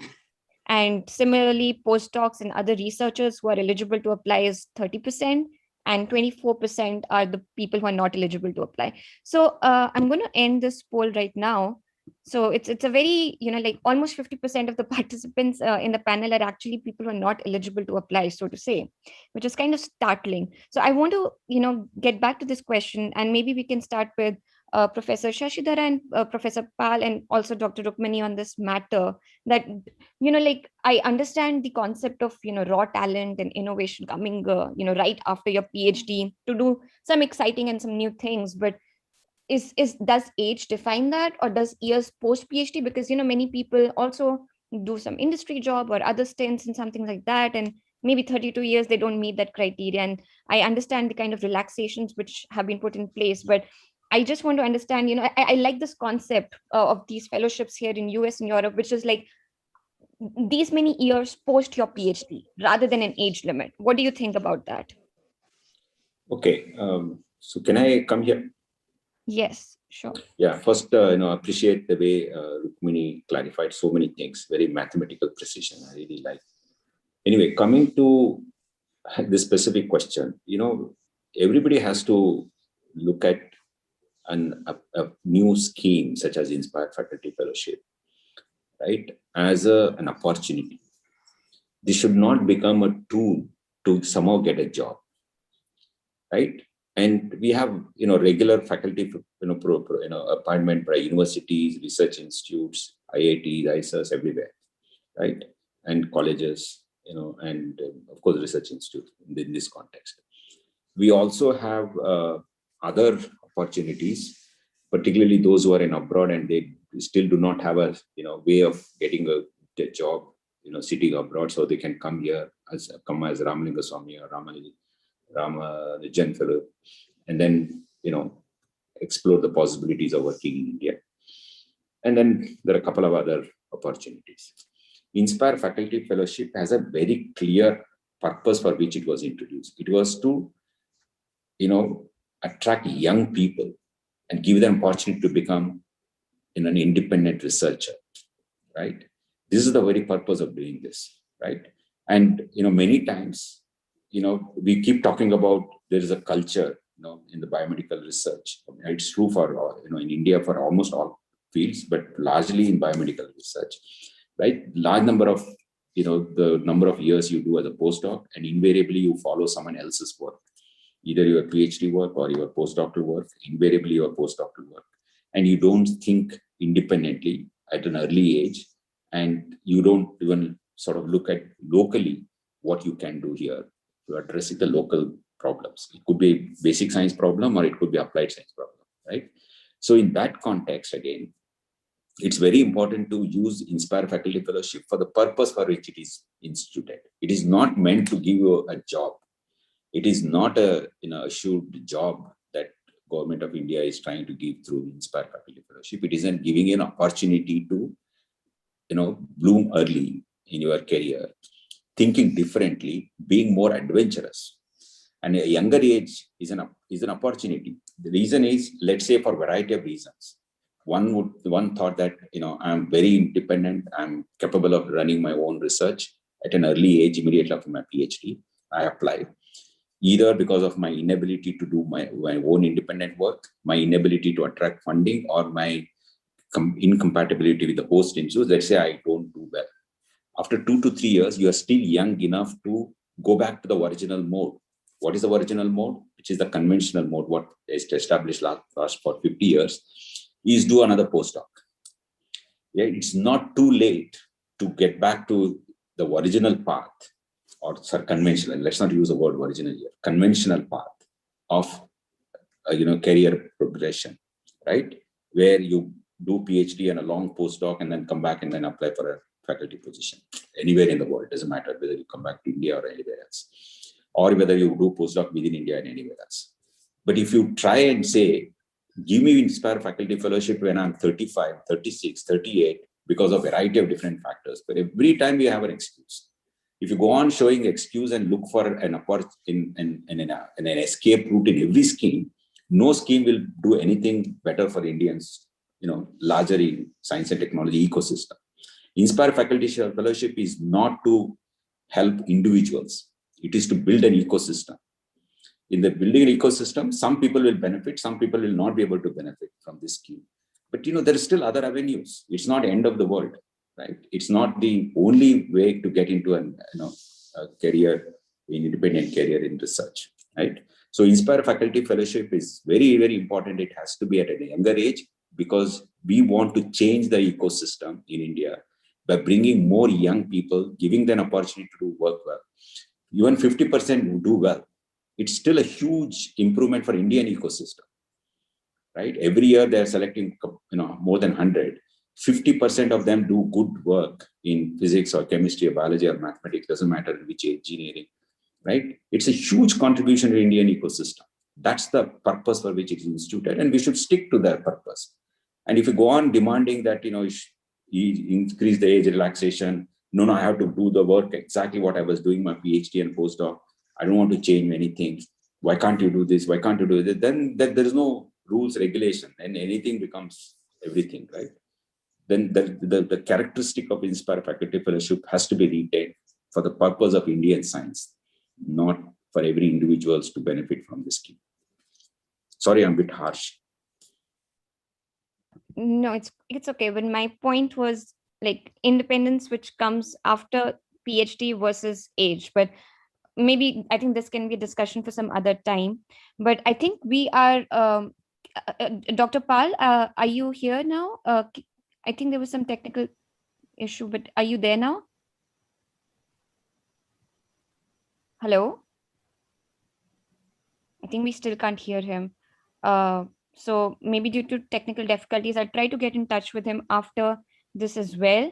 But I had a final question for this part of the panel discussion for the faculty candidates. So, what would you say are so from your experience, advantages of starting early on with just a PhD alone? Or some of the participants which we have here, as we saw, many of them are postdoc candidates, so they gain some experience and they come back. So if we can have a word from the faculty candidates here, Dr. Bernalillo and Dr. Aditya, that would be great as well. So Dr. Bernalillo, do you want to start? Yeah, sure. So actually it has both advantage and disadvantage. So if you soon after your PhD, if you start becoming an Inspire faculty, you do not get an exposure for postdoc. So definitely getting some exposure of postdoc and becoming a faculty makes you more potential candidate. And the other thing is, if you are already a postdoc and you come over to Inspire faculty, you've just been in maybe the margin of 32, and you spend 5 years and you are not able to prove yourself to become a tenure track. So then your age goes very high. It becomes then difficult to get it into the some of the institutes for which the cutoff mark is, the cutoff age is 35 years to be eligible for assistant professor. Most of the IITs and all. So then it becomes difficult. So I think it's definitely both side of the coin. So if you are a PhD and you want to work on an Inspire, and then have because you have also a provision of having an 18 months fellowship of working abroad in this DST-Inspire, which is very good thing. And I do not know if any other faculty fellowships give this sort of advantage. So in this 18 months, you can have an exposure outside and then continue your faculty and become a tenure. So that's what I had to say. Thank you. Thank you so much. Dr. Aditya, do you want to pitch in some words for our participants who are there, starting early, just after PhD versus gaining experience as a postdoc? Sure. So there are certain golden numbers, and Professor Shashidhara just mentioned about one such number, and which is related to the Inspire faculty, that is 32, and Professor Dr. Bernalillo mentioned about another number, that is 35. And these numbers are something which we cannot touch upon. These are set for certain reasons, and I don't want to jump into those reasons. But the thing is, we should definitely keep those numbers in mind very rigidly, very carefully. One thing which I think Professor Shashidhara and Professor Pal, please correct me if I'm wrong, the Indian, job mindsets or those who are looking for faculty positions, or sorry, the interview members are still, the atmosphere is still, oh, well, you don't have a postdoc from abroad. I'm sorry, we can't, this position is not for you. So in that context, I will go with Professor Bernalillo that one should have a postdoctoral experience abroad. And then, if he or she gets Inspire faculty, then please come back to India and join this prestigious position, take up this faculty position. But if this mindset can be changed, then this is a win-win situation. Why not immediately after PhD and at a young age? Why is it that potential recruiters always look for that golden 2 years or 3 years that you have spent abroad as a postdoc period? Okay. Thank you. Thank you so much for your insights. And now I would like to move on to the next part of the panel discussion, where we want to know a little bit more about after the process is awarded as well, so that the participants can make an informed decision, like whether this is the right kind of fellowship they want to apply for or not. So the first question I have is, this is directed to Dr. Rukmani. And this question is so when is the grant money released, like in the financial year? And this question was followed by, like, does the money roll over, or can it be used to buy one instrument, let's say cumulatively or something like that, if it's an inexpensive instrument? So can you provide us a little bit insight into like the flexibility in terms of how this grant money can be used? Thank you. Yeah, the first question, when it will be released, it depends on your joining time, honestly. We have given 3 months of time after the declaration of results. Every year we have tuned in such a way that the cycle completes by April, May, and in the start of the financial year, we declare the results selected. And if somebody joins within 3 months, their actually fund release process will be done very quickly, immediately, and they will get the money within 1 or 2 months. Somebody takes 8 or 9 months time for extension for joining, and then maybe by the end of the financial year, if somebody joins, they may not get the release, first installment grant. It may be delayed up to 4 to 5 months.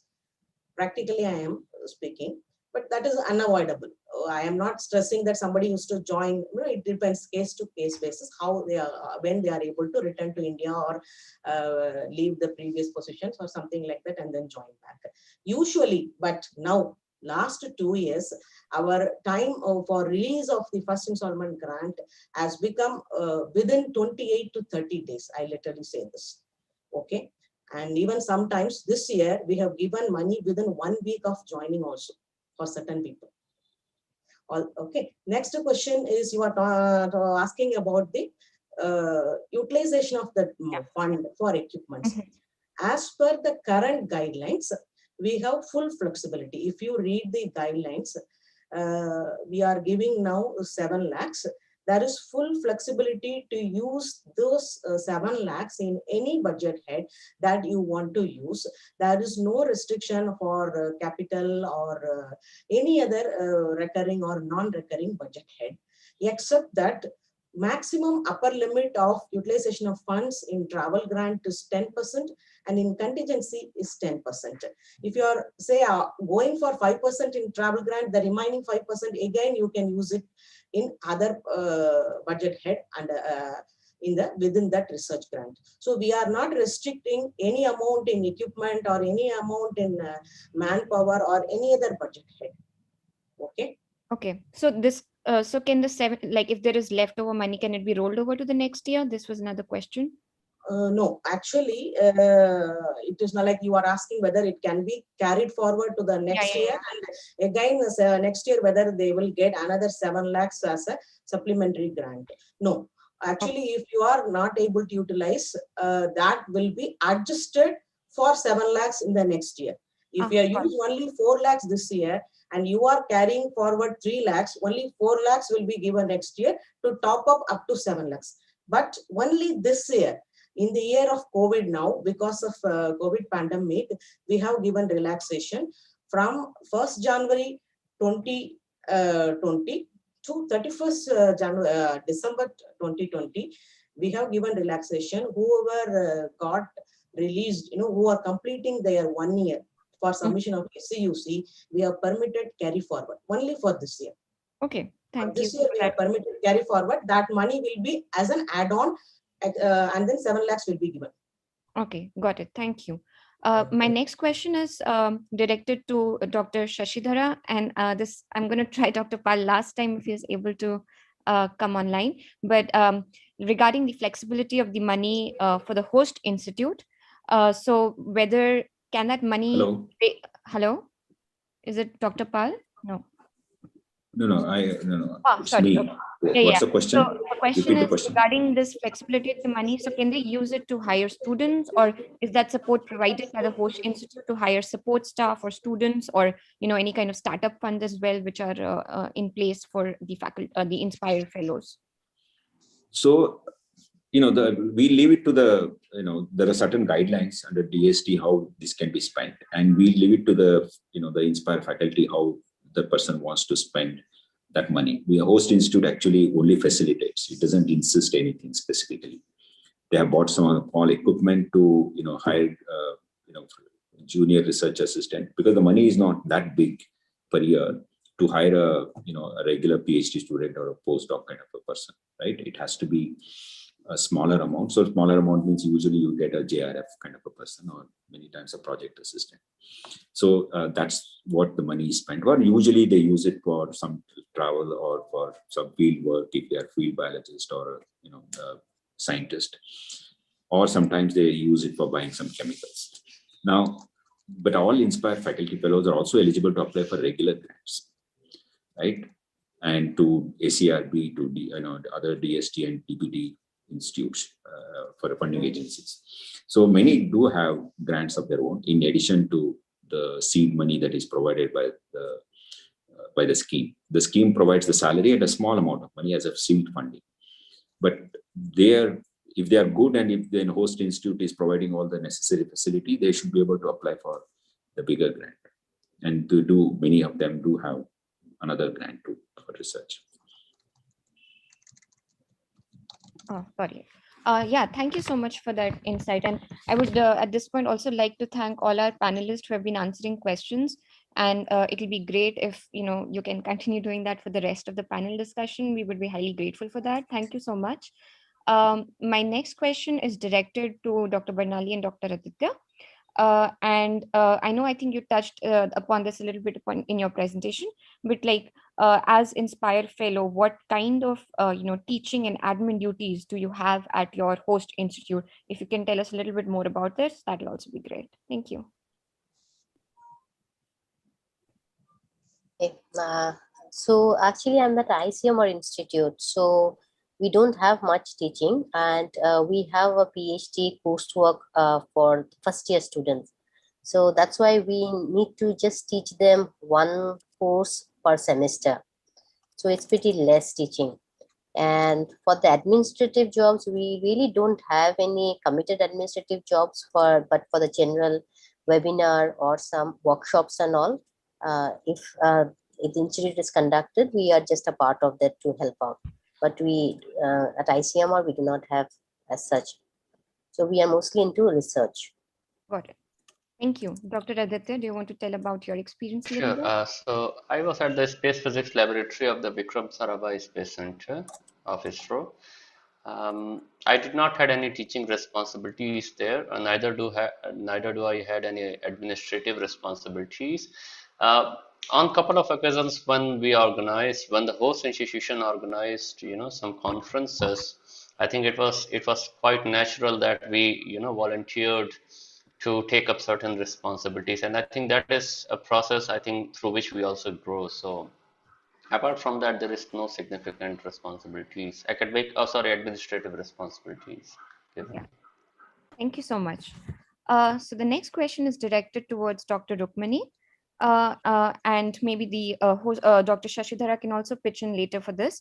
So we want to understand a little bit more about what kind of safeguards are in place to ensure, the success of DST faculty? So in terms of like professional development or mentoring opportunities during the course of their fellowship. And, like especially like, okay, after 5 years, because their fellowship period ends, so they have to apply for either more funding or as a permanent position. So what happens if they don't find a permanent position after 5 years? So we want to understand a little bit more about the professional opportunities and mentoring opportunities they have during the 5 years, and what happens after 5 years if they're not able to find a permanent position. So maybe we can start with Dr. Rukmini and then move to Dr. Shashidhara for this question. Okay, very good question. So before that, sir, good evening, sir. Professor Samudranan is there already on the. Good evening, sir. And the University of Hyderabad is one of the center universities which is hosting highest number of Inspire Faculty Fellowship. And okay, coming to the question, you are asking how we are. Can you hear me? Sir, we can hear. This is Rukmini, sir. Okay. Hello, Dr. Pal. Okay. There's a lot of difficulties. Finally, I could get in. Okay. Yeah. So I was hearing. Yeah. Okay, take. What is the facilitation that DST is doing? Mentorship. Actually, this is a very good question. We are thinking of in the last few years to address Inspire Faculty Fellows once they get selected, how to go about it. But even before this, as in the framework itself, what is available, I'm just trying to tell you. So actually, under the Inspire Faculty Fellowship, you can apply for, when you are an Inspire Faculty Fellow, you can always apply for other funds, submitting project proposals to other research funding agencies. You should start this even from the first year onwards. Actually, you know that 7 lakhs amount is not a good amount as a research grant. But DST is not preventing, and this facility is there as inbuilt in the guidelines itself for implementation. So you should look for other funding opportunities from other central state institutions. Number one. And actually, as a part of this program, we have review process after 2 years.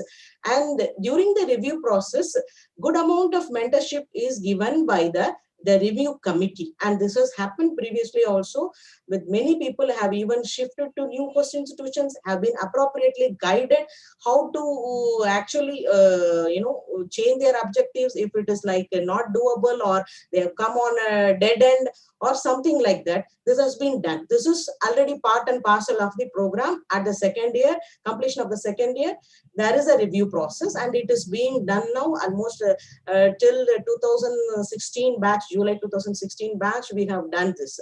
And this is the, otherwise, if at all any help is needed from any candidate, like some people, candidate fellows approaches for patenting facility and all, we have guided them. So they can always approach DST. So I am at the working level desk officer, and I have two senior colleagues with me. One is Mr. Sunit Mins, and one senior colleague, Dr. Vipin Joshi is there, and our head presently is Dr. Sanjay Kumar Mishra. So you can always please communicate to us if any specific problem is there. As much as possible, we try to sort it out. Even with problems with host institution, we try to intervene and give a best possible solution to the Inspire Faculty Fellow. Is that satisfies your... Yes, that does satisfy my question. I had another part to this question, like what happens like after 5 years if somebody is unable to find a permanent position? So do you have some kind of a scheme? Or yeah. Okay. Sorry to miss out. No. I think it was a very long question. This issue, sir also knows, Professor Shashidhara also knows, this issue has been brought about like 2-3 years back. Some of the initial batch fellows couldn't get a job. Maybe that is because of many reasons. Number one, I want to say here, it is because of their personal preference, or they do not want to migrate, or many reasons for not getting the job, or their inability also. sometimes matters. Other than that, but to at least for a genuine fellow to who may be thinking that I have done a good research now in these 5 years, but my publications are yet to come. Maybe in another 1 or 2 years, I'll be able to find a permanent position we are offering. Now, presently, last 2 years, this is there. SCRB Research Fellowship is there. This is for people who have completed their 5 years tenure as Inspire Faculty Fellow or Ramanujan Fellow. So you can apply for, this is called SRC in short. If you go to the website of SCRB, you'll be able to see this, and maybe once in a year or twice in a year, or as per the number of applicants, maybe it is actually rolling thing that is available in the website. If you keep on applying for this SRC, maybe you can apply 3 months before the completion of your tenure, and that will be considered entirely based on your merit and how much you will be able to, in the next 2 years, you will be able to achieve your goals. This facility is there, correct? Yeah, thank you so much. That is good to know.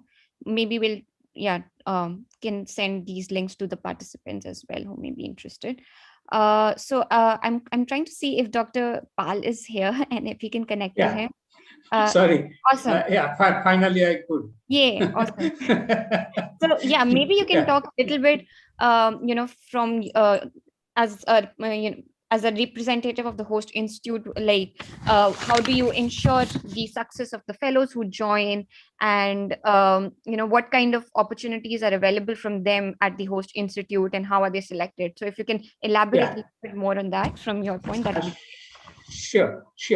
In University of Hyderabad, normally the applicant or who is thinking of applying and coming to our university should look for a suitable lab or a host faculty where somehow he will feel like that he can apply and stay and work there.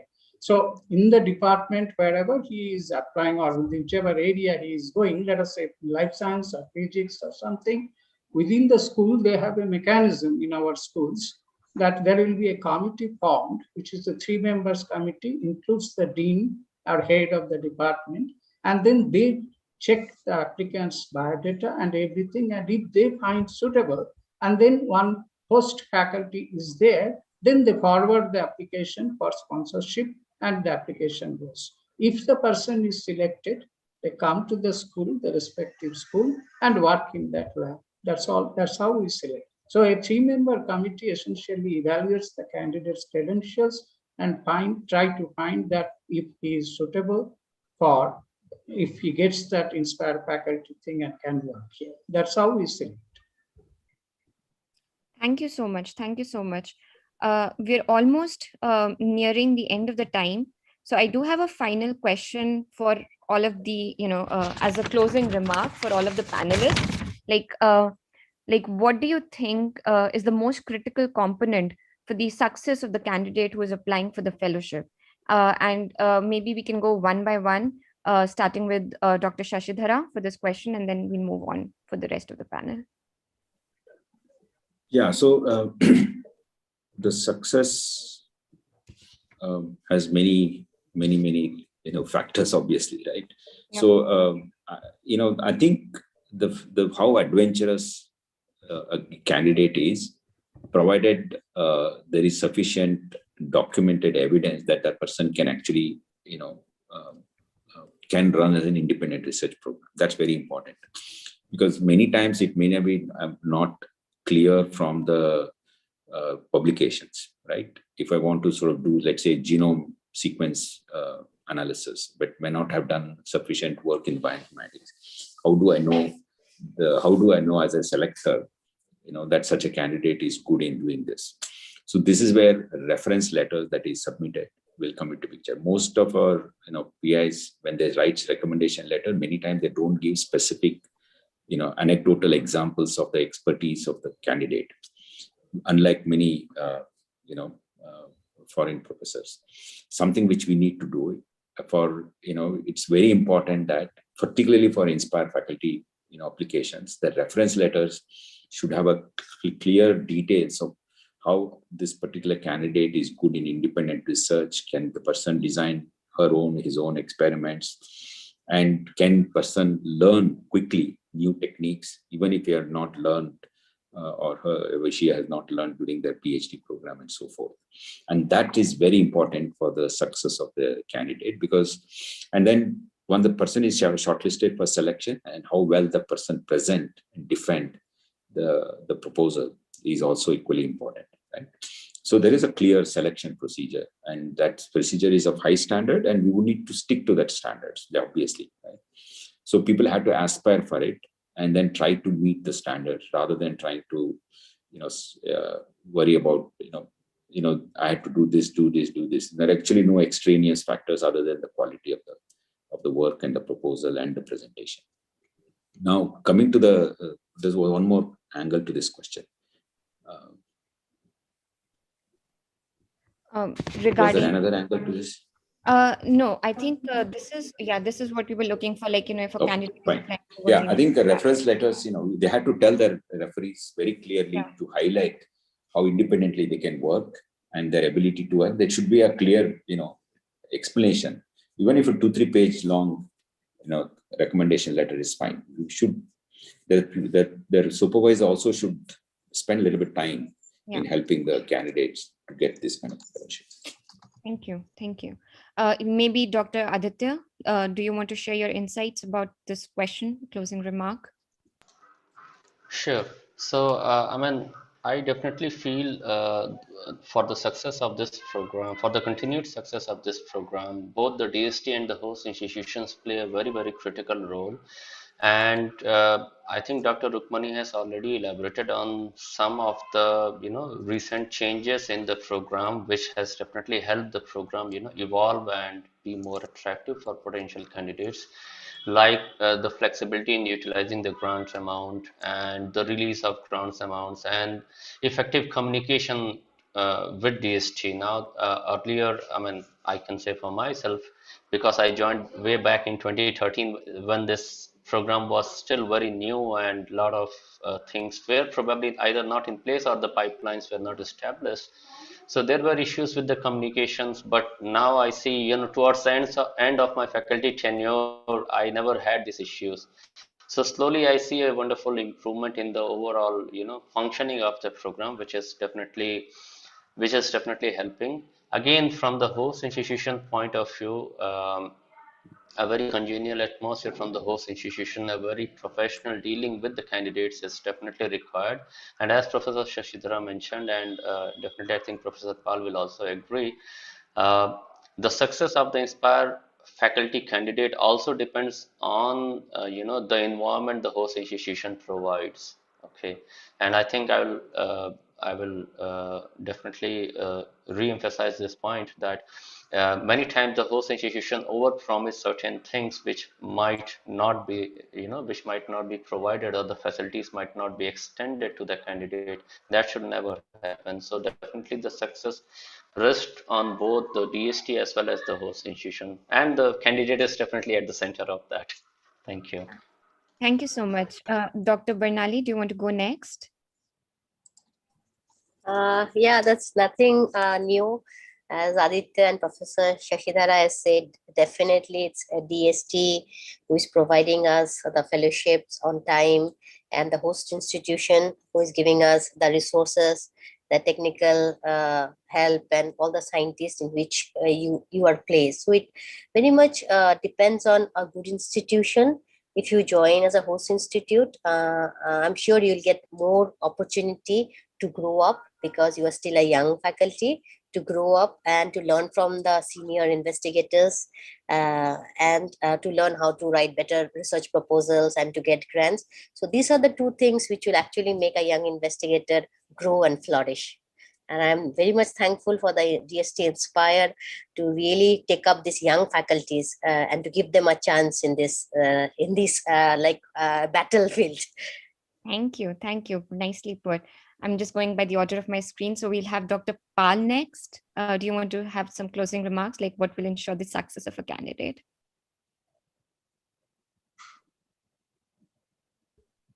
The only thing I see as success is that the person has to work, and whatever he could produce the results, whatever it is, publications is a measure when the candidate finally is considered for a position. Now, in our university, I can say is that a Inspire faculty, if he joins and works, and at the end of his 5 years, if we select a candidate, he has to apply with all other candidates and then prove his mettle not only in the interview and all these things, also with his record. So for success, anywhere you go, if you are taking a fellowship, propose something, you go want to work hard and produce, and that's all. That is the key to the success. Yep, thank you. Dr. Rukmani, do you want to have some final words for this seminar?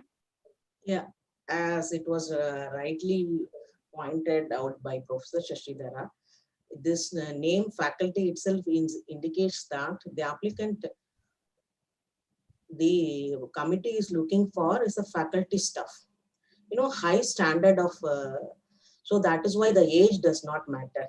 Sir has already clearly told that the maturity level at this age, your comprehension level, your hold on the subject or on the proposal that you are proposing, your independency, how much you can independently without any mentorship from anybody. Because as he said that it is to improve the ecosystem of the Indian research system, environment. And we are looking for down the line 10 to 15 years from now, these to become leaders in that particular domain area. So if that kind of a stuff is there within you and you are able to sell yourself when you are being called for the presentation. So that means you should have prepared well enough, and you should have prepared your proposal, and you should have done a peer review on the proposal.